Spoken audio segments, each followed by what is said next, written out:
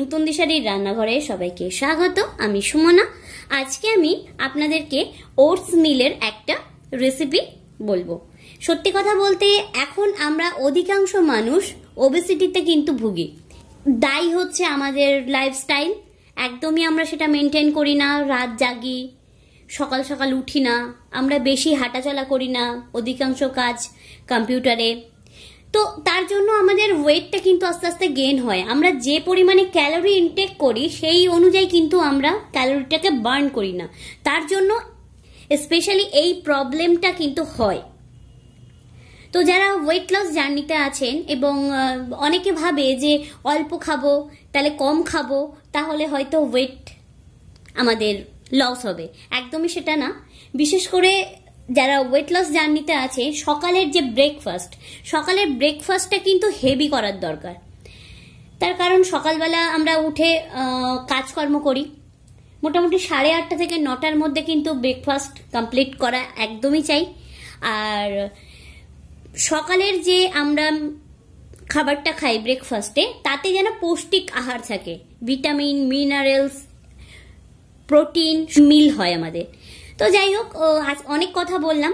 তো তার জন্য আমি আজকে আপনাদের যারা ওয়েট লস জার্নিতে আছেন তাদের কথা ভেবে আজকে আমি একটা হেভি ব্রেকফাস্টের রেসিপি আপনাদেরকে দেখাবো। আর এটা খেলে কিন্তু ডেফিনেটলি আমাদের যারা ওয়েট লস জার্নিতে আছে তাদের কিন্তু ওয়েট কম হবে। তো হ্যাঁ, এটা রেগুলারলি হওয়া উচিত। আর তার থেকে আমি আরেকটা কথা বলি যে যারা এই ওয়েট লস জার্নিতে আছেন এবং চাইছেন যে ডায়েট করতে প্রপার, তো আমি আপনাদেরকে চাই যে সকালের ব্রেকফাস্টটা আপনারা ঠিকঠাক করুন। আর কিছু টিপসও দিয়ে দেব। আপনারা যদি মোটামুটি 3 থেকে 4 মাস এইভাবে ফলো করেন তো অবশ্যই আপনাদের ওয়েট কিন্তু লস হবে। আর ওয়েট লস মানে এই নয় যে আমি 1 সপ্তাহ করলাম কি 3 দিন করলাম আমি ভীষণ রোগা হয়ে গেলাম, একেবারেই তা হয় না। কারণ আপনি যখন মোটা হয়েছেন ধীরে ধীরে কিন্তু হয়েছেন। একদিন ভীষণ খাওয়া দাওয়া করেছেন, পরের দিন কিন্তু মোটা হয়ে যাননি। তো আপনি 2 দিন ডায়েট করলে 3 দিনের দিন কিন্তু রোগা হবেন না। যেভাবে আপনি গেইন করেছেন সেভাবেই কিন্তু লস করতে হবে। তো এটা কিন্তু অবশ্যই মাইন্ডসেট দরকার যে হ্যাঁ আমরা ওয়েট লস করব। তো যাই হোক, অনেক কথা বললাম। তো এবার আমি আসি রেসিপিতে।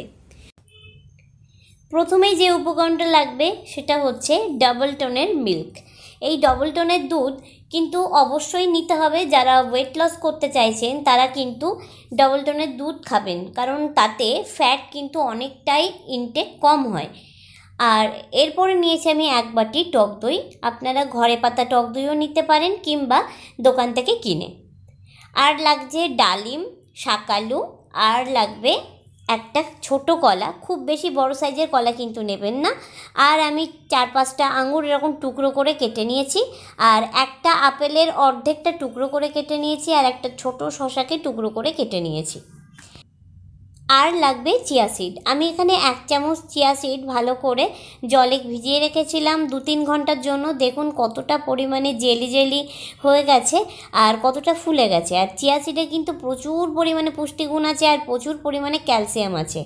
তো চিয়া সিডটা কিন্তু অবশ্যই দিতে হবে।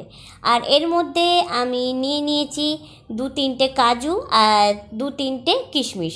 এই কিশমিশটা কিন্তু ন্যাচারাল সুগার, তো কিশমিশটা দেওয়ার চেষ্টা করবেন, তাতে এই যে রেসিপিটা খেতেও খুব সুন্দর হয়। এরপরে আমি নিয়ে নেব ওটস। আমি এখানে 4 থেকে 5 চামচ মতো ওটস নিয়েছি। আপনাদের যতটা পরিমাণে লাগবে আপনারা কিন্তু ততটাই নেবেন। আমি এখানে টোটাল 2 জনের মতো সকালের ব্রেকফাস্ট বানিয়ে নিচ্ছি। আর লাগবে মধু। আমরা কিন্তু এর মধ্যে কোনো মিষ্টি অ্যাড করব না, তো এর জন্য মধু 1 চামচের বেশিও কিন্তু আমরা দেব না। এরপরে আমি একটা পাত্র নিয়ে আমি এর মধ্যে ঢেলে নেব উষ্ণ গরম দুধ। ওই গরম দুধের মধ্যেই আমি দিয়ে দেব 5 চামচ ওটস। ওটসটা কিন্তু দুধের মধ্যে খুব ভালোভাবে মিশে যায় যদি দুধটা গরম থাকে। এরপরে আমি এর মধ্যে দিয়ে দেব টক দই। আমি যতটা ওটস নিয়েছি আমি ঠিক ততটাই দেব টক দই। আমি 5 চামচ ওটস নিয়েছি আর নিয়ে নেব 5 চামচ টক দই। ভালো করে মিশ্রণটা কিন্তু মিশিয়ে নেব। এর মধ্যে বলি, অনেকে টক দইয়ের মধ্যে চিনি দিয়ে খায় কিংবা নুন দিয়ে খায়, তাতে টক দইয়ের মধ্যে যে গুড ব্যাকটেরিয়াগুলো আছে সেগুলো কিন্তু মরে যায়। তো এই কারণেই টক দইয়ের মধ্যে এক্সট্রা করে নুন এবং চিনি কিন্তু মেশাবেন না, তাতে এর গুণাগুণ নষ্ট হয়। তারপরে আমি এর মধ্যে দেব ভিজানো চিয়া সিড। আমি এখানে 2 চামচ মতো দিয়ে দেবো ভিজানো চিয়া সিড। যদি চিয়া সিড শুকনো থাকে তাহলে 1 চামচ দিলেই কিন্তু যথেষ্ট। এরপরে আমি যা যা ফল নিয়েছিলাম আমি সব কিন্তু এখানে এক এক করে অ্যাড করব। আমি নিয়েছি কলা, আঙুর। আপনাদের মনে হতেই পারে কলা কেন দিচ্ছি, তাই না? হ্যাঁ, এটা পরে বলবো। এরপরে সমস্ত ফল আমি এক এক করে এর মধ্যে দিয়ে নেব। আপনাদের হাতের কাছে যে যে ফল থাকবে সব কিছু আপনারা এর মধ্যে দিতে পারেন। কলাতে কিন্তু ওজন বাড়ে, সবাই সেটা জানে। হ্যাঁ, কিন্তু সেটা যদি পরিমাণে খাওয়া যায় তাহলে কিন্তু ওজন বাড়ার পরিবর্তে ওজন কিন্তু কমায়। কলার মধ্যে আছে ন্যাচারাল সুগার, যেটাতে এর মধ্যে যে মিষ্টি না দিলে ভালো লাগবে না খেতে, এই যে মনোভাবটা তৈরি হবে, সেটা কলা কিন্তু একদমই সেই মিষ্টি খাওয়ার যে ইচ্ছা সেটা কিন্তু কমিয়ে দেবে। এটা একদম মিষ্টি মিষ্টি লাগবে আর খেতেও দুর্দান্ত লাগে।